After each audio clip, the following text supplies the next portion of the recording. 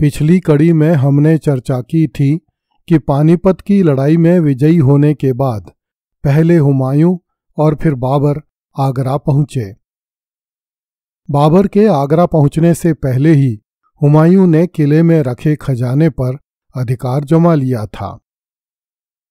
जब बाबर आगरा के लाल किले में पहुंचा तब उसने उन लोगों को बुलवाया जिन्होंने हुमायूं को किला सौंपने में आनाकानी की थी। ये लोग इब्राहिम लोदी के शासन में बहुत ही प्रतिष्ठित हुआ करते थे, किंतु बाबर ने उन्हें जान से मारने के आदेश दिए। उनमें से एक अधिकारी का नाम मलिक दाद कारनानी था। उसे भी मौत की सजा सुनाई गई, किंतु आगरा के सैकड़ों लोग बाबर के पैरों में गिरकर मलिक दाद कारनानी के प्राणों की भीख मांगने लगे, क्योंकि वह अत्यंत ही प्रतिष्ठित था। इसलिए बाबर ने मलिक दाद कारनानी को क्षमा कर दिया तथा उसकी समस्त संपत्ति भी लौटा दी। इब्राहिम लोदी की माता भी आगरा के लाल किले में रहती थी।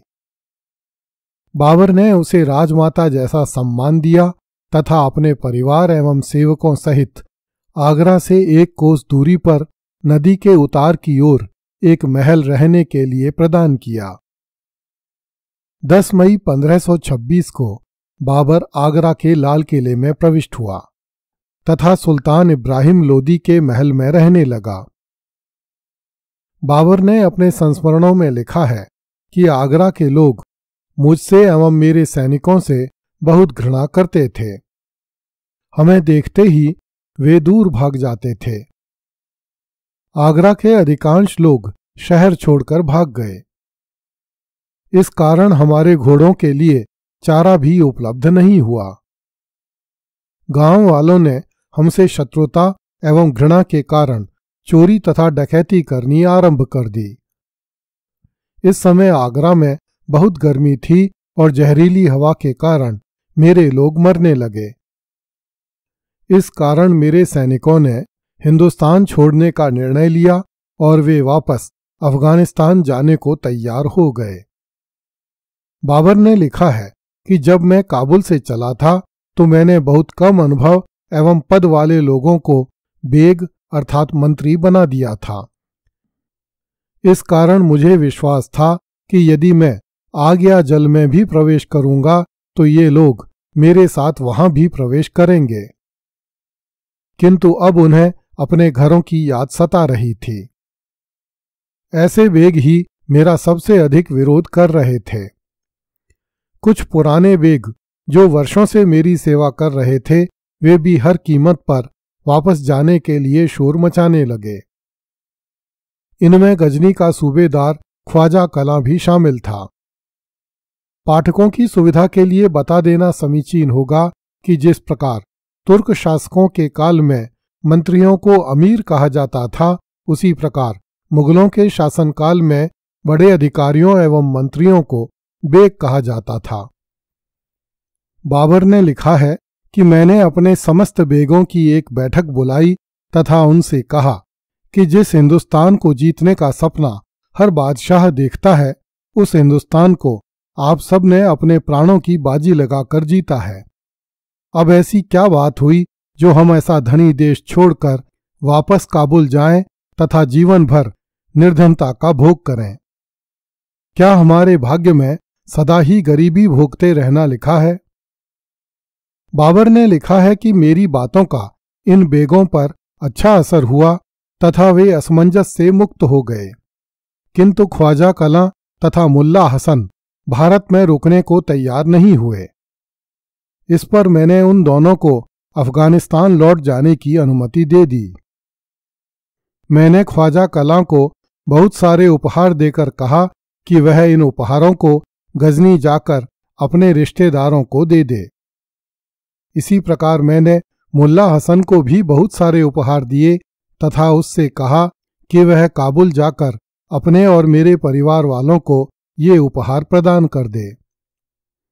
बाबर ने ख्वाजा कलां को गजनी, गिरदीज तथा सुल्तान मसऊदी हजारा के इलाके भी प्रदान कर दिए तथा भारत में स्थित कोहराम नामक परगना भी दे दिया, जो पंजाब में स्थित था और जिसकी आमदनी 3-4 लाख रुपए सालाना थी।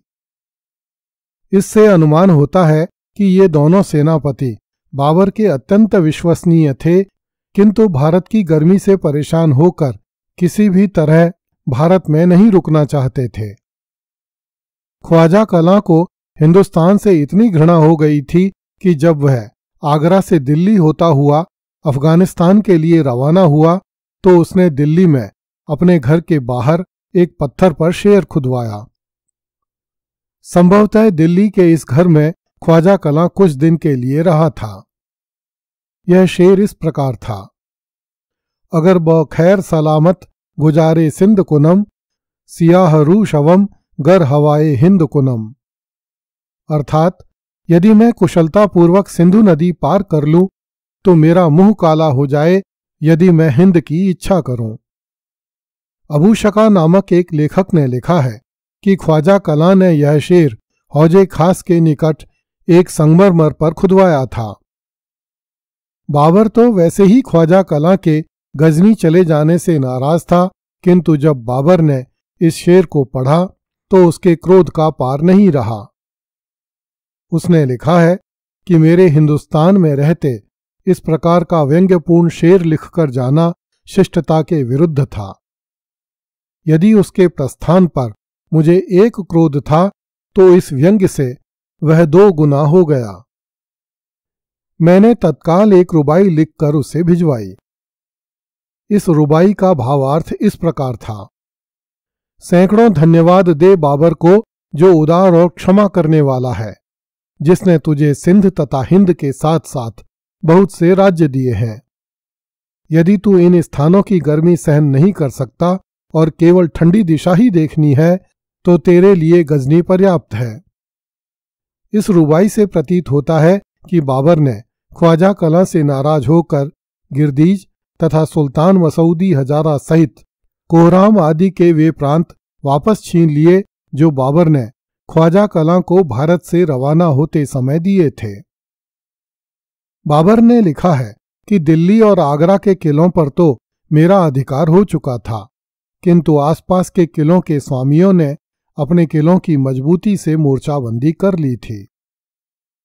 संभल में कासिम संभली, बयाना में निजाम खां, धौलपुर में मोहम्मद जैतून, ग्वालियर में तातार खां सारंग खानी, रापरी में हुसैन खां नोहानी, इटावा में कुतुब खां और कालपी में आलम खां तथा मेवात में हसन खां मेवाती मेरे विरोधी थे। इनमें सबसे अधिक दुष्ट वही मुल्हिद था। बाबर ने दुष्ट मुल्हिद का प्रयोग हसन खां मेवाती के लिए किया है। काफिर की तरह मुल्हिद का अर्थ भी विधर्मी होता है, अतः अनुमान होता है कि मेवात का शासक हसन खां मेवाती शिया मुसलमान था। इन शब्दों से बाबर के चरित्र का दोहरापन उजागर होता है। समरकंद के उज्बेकों को जीतने के लिए बाबर ने ईरान के शाह के आदेश पर स्वयं शिया बनना स्वीकार किया था, किंतु अब वह भारत आकर शियाओं को मुल्हिद अर्थात काफिर कह रहा था।